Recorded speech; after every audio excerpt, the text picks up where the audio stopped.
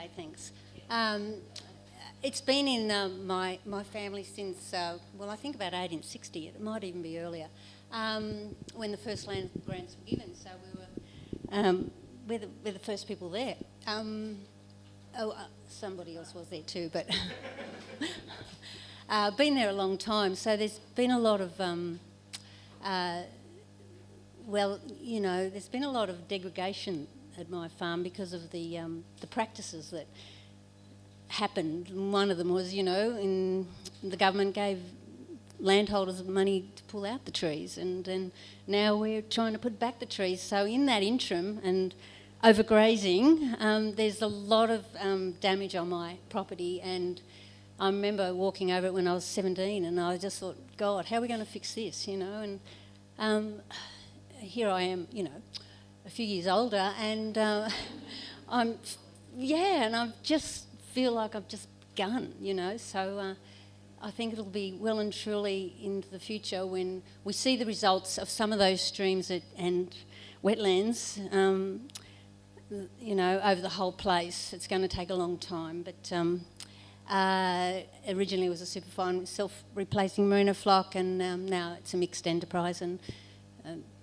only of sheep and cattle, but you never know, I might get something else in eventually. But it's 1,560 hectares, and as you can see, a lot of it's cleared. I still got remnant vegetation there, and it's divided up into sort of three different sort of land classes. The one on the east right-hand side is the very light country. I've got this little pointer here. All that there is very light country, high country.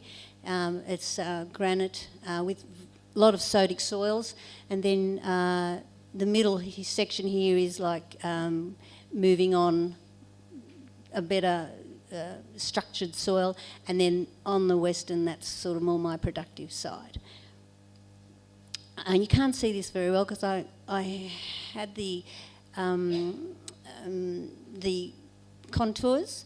It's the highest point of the catchment, of the Lachlan Catchment Authority, 906 metres on my property, going down to 800 metres. But there's a lot of steep flow in this area here that has caused massive erosion down the creek beds, which is unfortunate. That's my property just there, and I've got a couple of creeks on it, but they both all flow into the Woologarang Creek, which I think, Ian, you had a photo of. And then that travels down to the wetlands at Bredalbin, down here, which, Matt, you were there that time. What's it called, that wetlands? Yeah. What's the wetlands? The Bredalbin wetlands. There.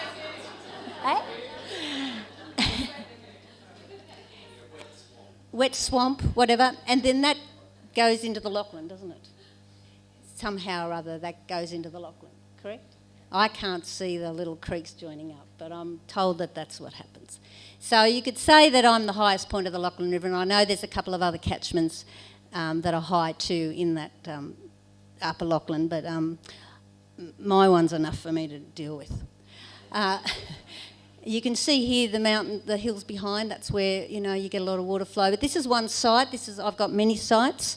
I was going to point them out, but I forgot. But anyway, this is one site that it starts here and gets worse as we go down. But as you can see, there's a lack of vegetation through overgrazing, lack of trees and shrubs, and deep-rooted perennial grasses, and you can see the wide areas there of the, I've got a lot of that, and I have deep gullies too, but it all causes sheep and gully erosion, and I have a lot of these areas that are just heartbreaking. Very sodic soil, so as soon as it rains, boof, it just goes down. I have got severe gully erosion, and that's just one of them. I've got bigger ones than that sort of thing. And there are the boys trying to do something, but that really needs a head cut something, But anyway, pedestals where the sheep water just rushes past all those few remaining tussocks and just takes every bit of soil away with it, down, down, down. I've got active head cuts that just eat away back into the hills. So the processes I've used are, and I'll go through each one. When I first started in 2008, the person living in my house was Byron Stein, and Byron works for LLS, I think. Anyway, and he said to me, Margie, look, there's Catchment Authority have got funds to help repair, help get you started. Maybe there's some things they can do for you. And I went, wow, okay, that's fantastic. So I rang them up and got on to Finn Martin, and Finn came out and had a good look and said, yeah, I think we can help you with all of this. So it was all done with Soil Con and Upper Lock, the Catchment Authority, which I didn't know anything. So I said, any help's just get me going. I need to start somewhere. So we started with earthworks. Now, I know a lot of people probably think, but after building them all and everything like that, I had Cam Wilson helping me with my hydrology, and he said, well, look, the slope is so steep that the water will find its way down at a fast rate, and you need to get the water down safely so it doesn't take any more away. So I feel okay about that. Now, that was done in 2008, that flume. That's right at the top, and that's 2016. So, I think that's better than what it was.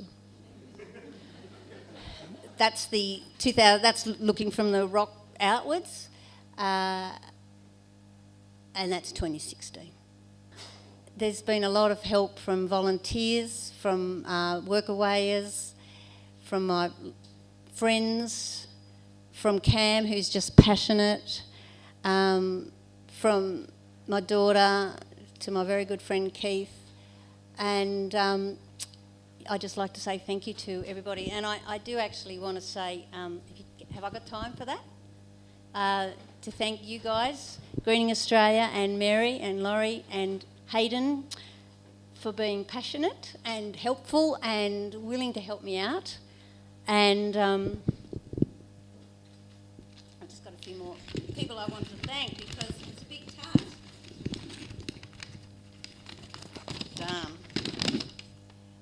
And Alan Milne, he's been coming out for 10 years to help me, and he never gets sick of it. And it's just wonderful. It's what's called dedication.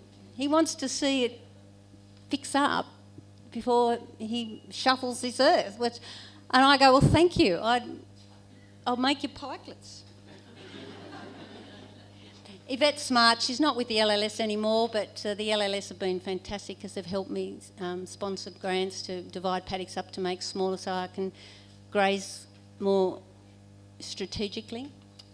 And I've got my good friend Dennis here, and cousin, relative person who comes and helps me whenever I need the tractor to get working because I need to move something. He's always there at the end of the phone and says, do this, do that, and because I'm not very good with all this kind of stuff, so it's fantastic to have the support. Thank you.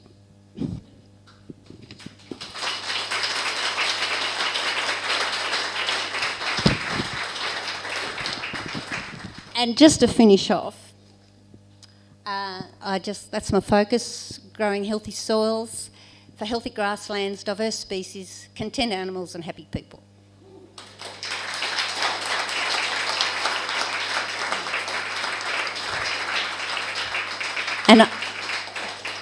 And I do have some nice spots on my place. I haven't shown you many. I've just shown you a few at the end just to show that I've actually got some really inspiring places I go to think about the future. I've got a couple more. That's the happy animals, happy people, and there's that. Oh, what am I doing? So, and I'm just saying, at the end of the day, it's good to breathe in the magic that surrounds you.